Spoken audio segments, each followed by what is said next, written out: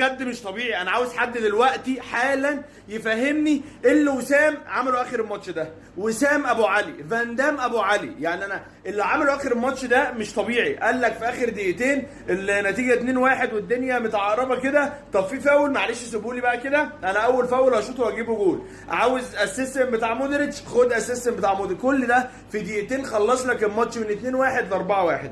قبل ما نخش على وسام معلش بقى نتكلم شويه على الزمالك كده واللي حصل هناك في الزمالك. الزمالك بيخسر للمره مش عارف كام، هو مش تحفيل بس انا فعلا مش عارف كام لان هم كتروا قوي، من المركز ال 17 اللي هم مقاولين العرب. المركز 17 هو بينافس على الهبوط، دلوقتي هو بقى مركز 16 عشان هو كسب الزمالك بقى مركز 16. بيخسر من المركز ال 17 فريق خلاص هبطان، والزمالك بيفضل في المركز الخامس. انا كنت طبعا بشوف الماتشين مع بعض، انا بجد مش مصدق ومش متخيل اللي الزمالك كان بيعمله النهارده. الزمالك ما جاش. الزمالك النهارده بالاداء اللي لعبه ده هو اللي كان بينافس على الهبوط، والمقاولين هو اللي المفروض ده فريق الزمالك. طب انا هقول لك المقاولين النهارده كسبت 2-1، بس المفروض كانت المقاولين تكسب بالميت 4-5. ده بجد المقاولين مضيعه كميه فرص طب بص شوف لقطه كده الجول الثاني، اتفرج على الجول الثاني كده بتاع المقاولين هيلخص لك كل حاجه. محمد عنتر او اللي اسمه مش عارف حاجه عنتر كده بيقطع الكوره من نص الملعب عادي جدا. محمد عنتر ميسي بقى مارادونا يعني مش عارف انا، دخل قطع الكوره من الزمالك في نص الملعب وماشي بالكوره داخل بقى بالكوره، مش عارف 5-6 لعيبه من الزمالك كلهم عمالين يرجعوا يحلقوا عليه ويتفرجوا عليه وهو داخل. هو داخل وهو داخلين قدامه، هو ماشي وهم ماشيين قدامه، انتوا بتحرسوه؟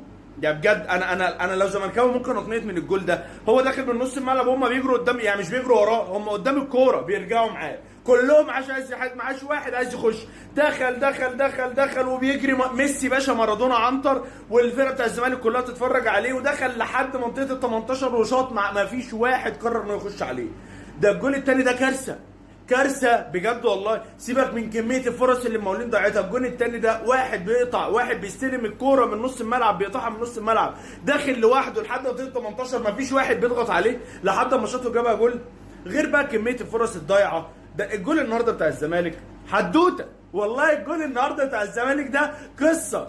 اشرف رؤى مودريتش قرر ان هو يشوط، النتيجه كانت 1-0 طبعا للمقاولين. قرر اشرف رؤى مودريتش انه قال لك يا باشا انا النهارده هشوط، اما حضر رجله واخد الوضعيه وبوم مطلع مدفعيه من رجله. اول حاجه بص شوطه مكسحه والله ضعيفه، ملاش هو على الخط ماشيه على الارض اصلا ما اترفعتش تفه من على الارض وماشيه بالراحه وبعيد عن الجول خالص وملاش اي علاقه بان هي اصلا شوطه عشان تيجي عند الجزيري يحطها. بصراحه يتحطت يعني الجزيري حطها حلو، بس شوف التكنيك بتاع اشرف رؤى مودريتش وهو بيشوط حاجه يعني الله اكبر تخليك تكره الكوره اللي عايزين يتفرجوا على الكوره.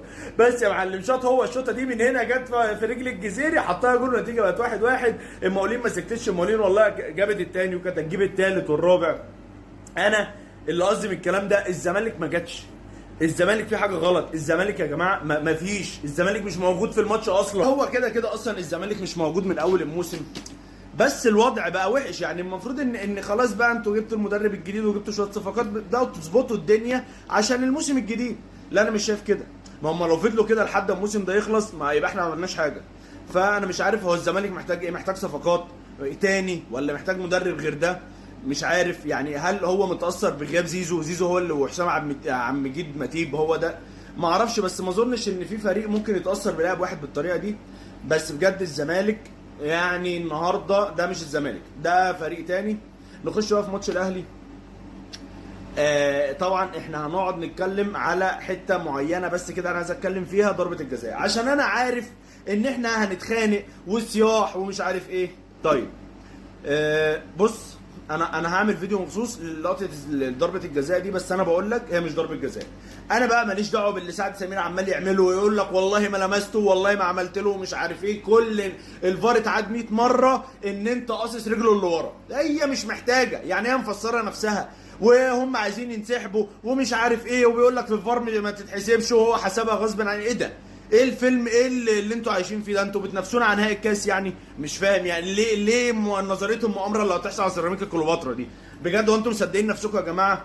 المهم الاهلي بيكسب الماتش ال 17 على التوالي على التوالي كاكتر نادي يعملها في تاريخ الدوري بعد مانويل جوزيه. الاهلي برضه عملها موسم 2005. فاللي بيحصل النهارده ده مش طبيعي. خد بقى حاجه كمان، وسام ابو علي الهداف التاريخي للدوري المصري، مش الهداف التاريخي للدوري المصري في نص موسم، في اقل من نص موسم، اللي بينافس وسام مايلي اللي من اول الموسم. انا مش عارف، انا كل ما هفتكر شويه ارقام اكيد يعني كميه ارقام ايه النهارده اوعى اديله. بس المهم بقى، انا بصراحه يعني الماتش بتاع النهارده ده كان ماتش بتاع موت بجد. ليه؟ عشان سيراميكا فريق كويس وفريق محترم، وانا قلت احنا هنكسب المصري وبيراميدز وسيراميكا. لو كسبنا الثلاث ماتشات دول احنا خدنا الدوري. بجد قبل الثلاث ماتشات ما يتلعبوا قلت هنكسب الثلاث ماتشات دول اللي هم بتوع شهر 7، خلاص كده احنا خدنا الدوري. ما هو دول اصعب ماتشات. الماتشات كلها اللي جايه في شهر 8 مش عارف بقى 6 ماتشات ولا ايه، لا دول ما فيهمش حاجه، دول عادي كده خلاص. فانت بتتكلم دول اصعب من 3 ماتشات. لا وسيراميكا النهارده بجد فريق محترم، فريق كويس، فريق عارف يلعب كوره لحد الدقيقه تقريبا 90، وهو ممكن يتعادل معاك في اي وقت وفرص خطيره وكل حاجه. فالاهلي النهارده وسام ابو علي قرر ان هو يخلص الماتش في الوقت البدني الضايع، ذا ماستر اوف سسبنس معروف. فاستنوا بقى حلقه كرسي اعتراف وتقييم جامده موت الطرش في المنه قوي يعني، لازم تتفرجوا عليها، لازم تتفرجوا عليها.